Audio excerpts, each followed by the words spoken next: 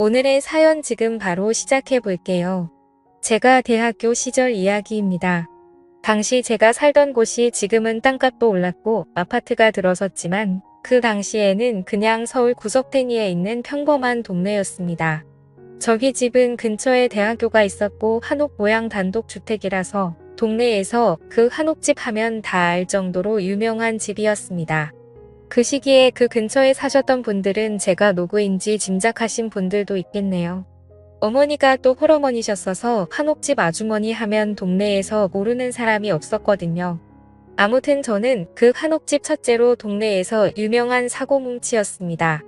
대학도 다니다가 휴학을 했고 군대 다녀온 뒤로부터는 그냥 집에서 노는 게 일이었습니다.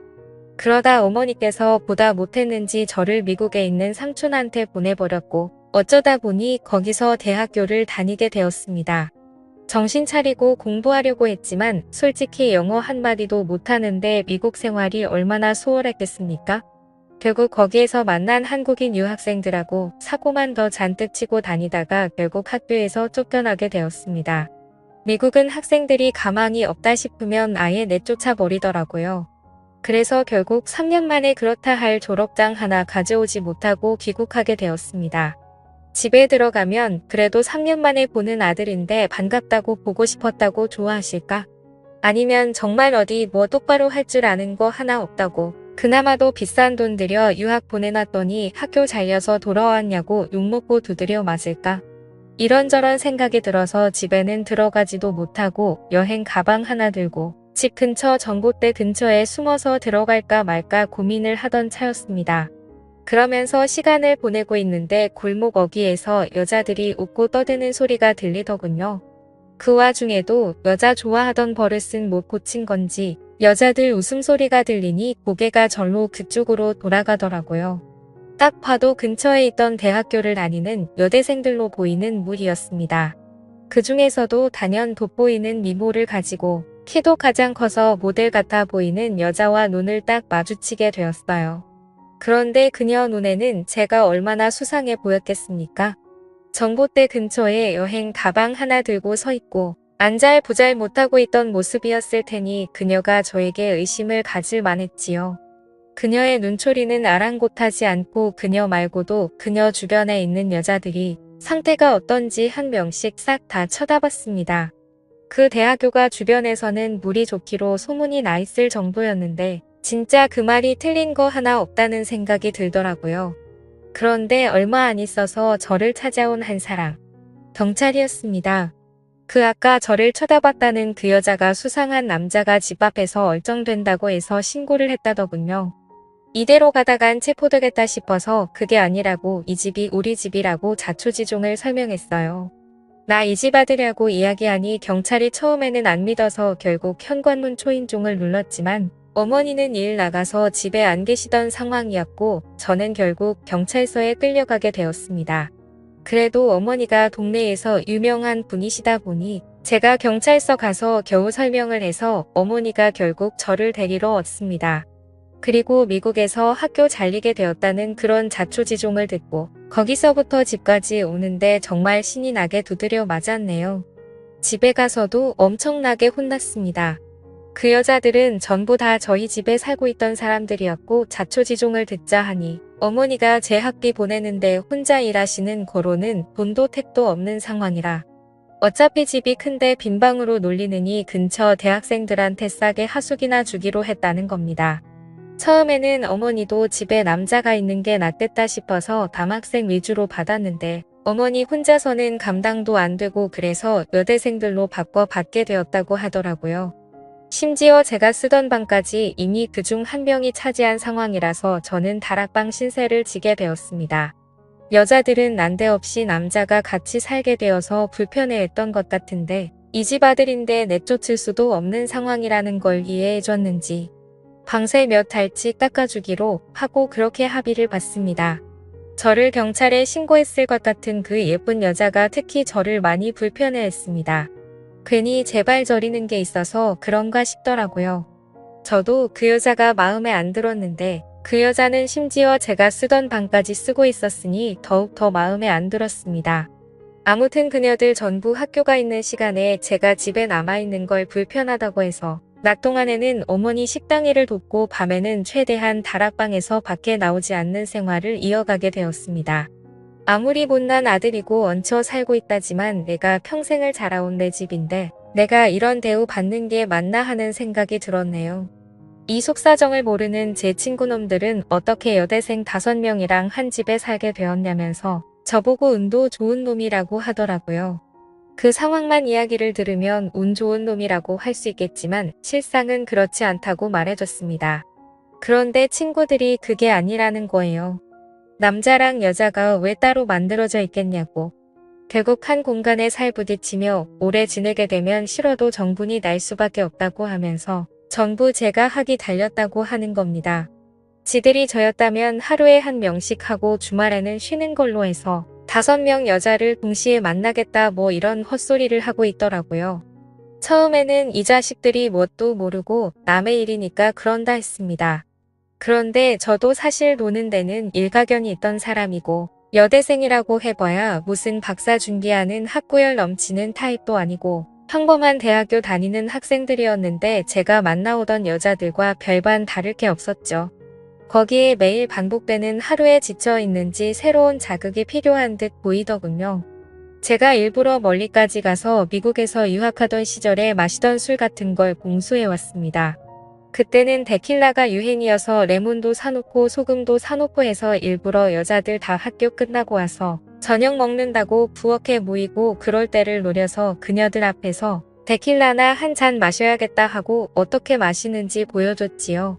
손등에 소금을 좀 털어놓고 술 한 잔 마시고 소금 먹고 잘라놓은 레몬 먹고 여자들이 그 모습을 신기하게 보더라고요. 그러니 여자들이 자기도 한번 마셔봐도 되냐고 자기도 마셔보겠다고 하면서 저한테 친한 척을 하더라고요. 그때부터 밤에 어머니 주무시면 몰래 그녀들하고 술도 마시고 친해지게 되었습니다.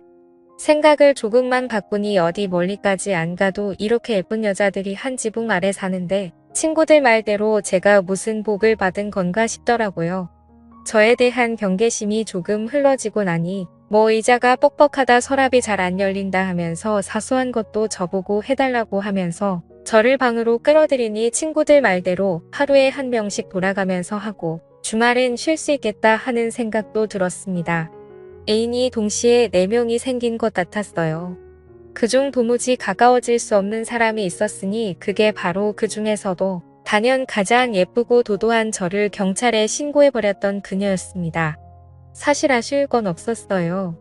굳이 그녀가 아니더라도 다른 사람하고 이틀을 하면 되는 거 아닌가 싶었고 남은 4명도 그녀에 비해서 조금 덜 예쁘다 뿐이지 어디 가서 미모가 빠지는 사람들은 아니었거든요.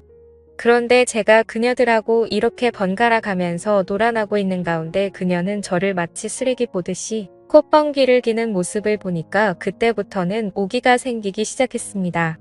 어떻게든 그녀를 한번 넘어뜨려 보고 싶어서 말이지요. 제가 지내던 다락방이 사실은 제가 쓰던 방. 그러니까 지금 그녀가 지내는 방하고 이어져 있는 구조입니다.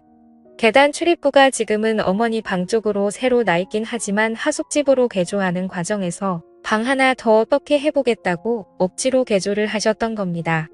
그런데 누가 같은 돈 내고 여름엔 덥고 습하고 겨울엔 추운 다락에서 지내고 싶어 하겠습니까? 그래서 그냥 창고처럼 쓰고 있다가 제가 거기서 지내게 된 거죠. 그녀 쪽에서 통하는 문은 다락방 안쪽에서 막아놓기는 했지만 대충 경첩을 걸어놓은 거라서 쉽게 뜯어낼 수 있었습니다. 낮은 계단을 통해 그녀 방 쪽으로 나 있는 문을 여니 그 문과 계단 쪽을 해서 그녀가 옷장처럼 쓰고 있더군요. 조심조심 지나와서 그녀의 방 안에 들어갔습니다. 적을 알고 나를 알자는 생각이었지요. 그녀에 대해 제가 조금 더 잘 알게 된다면 그녀를 더 쉽게 꼬셔낼 수 있지 않겠나 하는 생각이었습니다. 제 방의 흔적은 그대로인데 제가 쓰던 책상과 침대도 그대로인데 방 안에 있는 소품들의 종류나 위치만 살짝 바꿔도 남자 방에서 여자 방이 되는 건 순식간이더군요. 향기도 괜히 좋은 향기가 나는 것 같더라고요. 그 중에서도 가장 예쁜 그녀였어서 그런가 점점 그녀를 향한 제 마음이 커져가기 시작했습니다. 다른 여자들한테 느끼던 그런 감정이 아니라 그녀와는 연애까지 해보고 싶더라고요. 그녀가 학교에 가 있을 시간에 계획을 하고 내려온 건데 난데없이 문이 벌컥 열리더라고요. 그녀가 과제해 놓은 걸 두고 나와서 학교에서 집까지 가지러 온 상황이었고, 문은 밖에서 잠겨 있는데 방 안에 서 있는 저를 보니 그녀는 얼어붙어서 말도 못하고 있었습니다.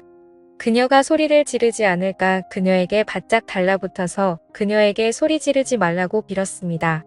이미 그녀 때문에 경찰서도 한 번 다녀왔는데 이번에는 경찰서 다녀오는 걸로는 끝나지 않겠다는 생각에 두근두근했습니다.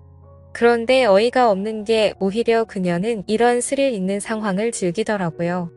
오히려 그녀는 저의 이런 행동에 더 강한 매력을 느꼈던 것 같습니다. 상황이 주는 스릴감 같은 게 있잖아요. 그 후로 그녀는 정말 두 눈에 보이는 게 없는 것 같았습니다. 어찌 보면 그동안 술 한잔 같이 먹이며 잠깐씩 시간을 즐기던 같이 사는 그녀들은 정말 아무것도 아니었어요. 누구보다 강렬하게 그 순간의 시간을 보내고 나서 그녀와 사랑에 빠지게 되었습니다. 그녀는 이런 위험천만한 연애를 하고 싶었다고 하더군요. 유치원 선생님이 장래 희망인 여자의 또 다른 면모를 본 것 같았습니다. 오히려 제가 그녀 방의 문을 뚫고 쳐들어온 게 그녀한테는 더 자극적이고 새로운 충격이었던 거였어요. 하지만 그녀는 한 발 더 나아가서 같이 사는 사람들한테는 우리 사이가 아직도 서로 쌀쌀 맞은 상황인 걸 유지했으면 좋겠다고 제안을 하더라고요. 어차피 다락방의 통로를 통해서 방 안에 드나드는 건 자유자재였으니 밖에서는 앙숙인 척하고 밤만 되면 신혼부부나 다름이 없었습니다. 그녀와는 그렇게 1년을 더 지냈습니다. 그녀가 학교를 졸업하게 되면서 하숙집을 떠나게 되었는데 그때서야 그녀는 그동안 숨겨왔던 마음을 고백해 왔어요. 졸업 후에도 계속 만나고 싶다고 하면서 말이죠. 그래서 그때는 비밀스러운 만남을 유지하면서 사실은 서로 앙숙처럼 행동하던 관계였는데 지금은 상황이 비슷하지만 다릅니다. 그때로부터 15년이 지난 지금 그녀는 제 아내가 되었거든요. 지금도 앙숙 같은 관계는 여전하지만 우리가 부부라는 걸 사람들이 다 알고 있으니 말이지요. 오늘의 사연은 여기까지네요. 긴 사연 끝까지 들어주셔서 감사합니다.